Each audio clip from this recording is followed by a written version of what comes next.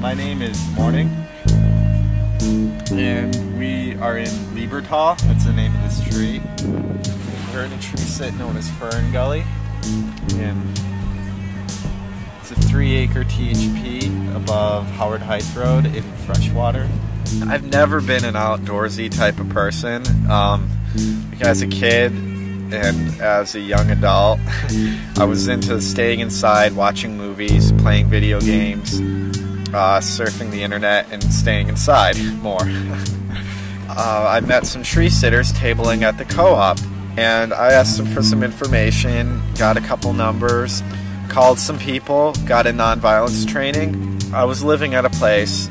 I moved out of that place, just found a place for all my stuff and came out here. And when I came out to stay, I was only planning on staying for a couple months, and a couple months turned into 6 months, 6 months turned into a year, years turned into a year and a half. It might turn into 2 years. Being out here isn't really that hard to me anymore. It's just doing what I can do for the things that I love. It's very unfortunate, and it saddens me what's happened in this community. That Pacific Lumber at one time was a responsible logging company. They were a family-ran, sustained business, and they did it right. And this one company, this one greedy company from Texas, Maxam, came in and bought out the company and has clear-cut all their trees.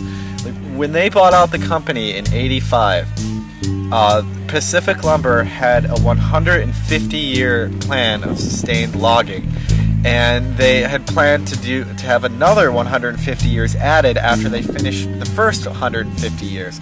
So that's 300 years of sustained logging they had planned out.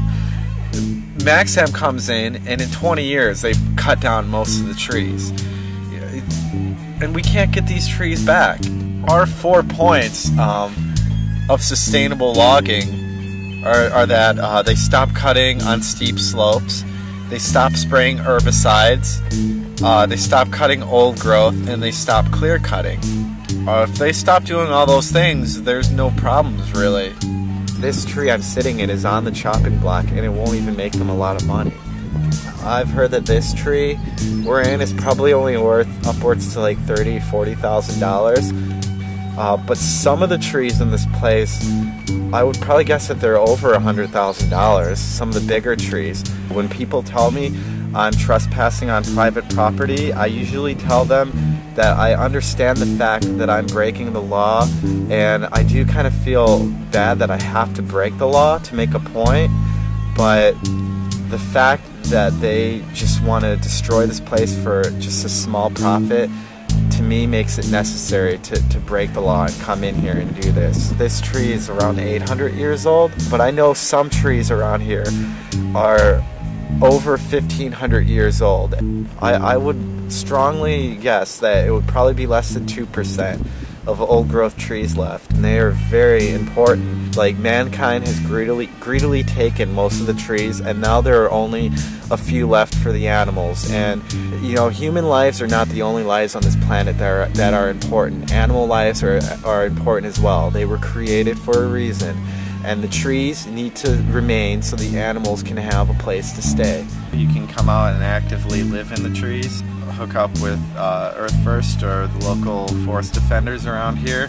We are all solid on nonviolence, on our principles of nonviolence. If you can't sit in the trees, it's really important to have people that can be ground support for the trees, like bring food to the trees and bring water to the trees. It's up to the community to change this. You know, it's like we're in these trees right now, and they can't cut these trees as long as we're here. But when we come out of these trees, if the community doesn't stand up and say, like, we're not going to take it anymore, you cannot cut these trees down, then nothing is going to change. The community needs to do something to stop the environmental destruction and to end this systematic culture of war. If we don't do those things, we're toast. Like recycling and not driving your car, I think a lot of people just do those things and think that it's enough. I don't think that's enough. There's got to be more. Like, if we're really going to change things in this country, there really has to be a nonviolent revolution. I just want to put thanks out there to everyone that has donated to us when we were tabling.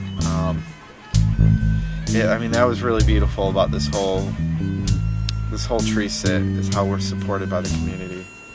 Thank you.